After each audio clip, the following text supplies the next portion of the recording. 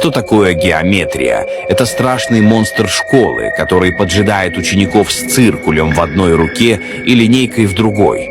Он ставит перед тобой задачи.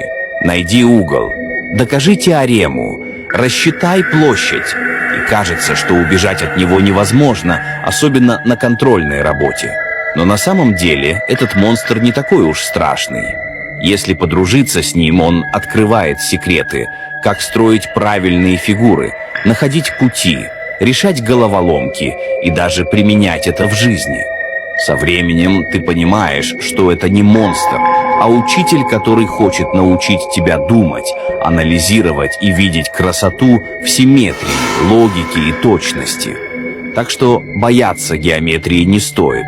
Лучше вооружись терпением, ручкой, тетрадкой, интересом и настойчивостью, и этот монстр станет твоим союзником.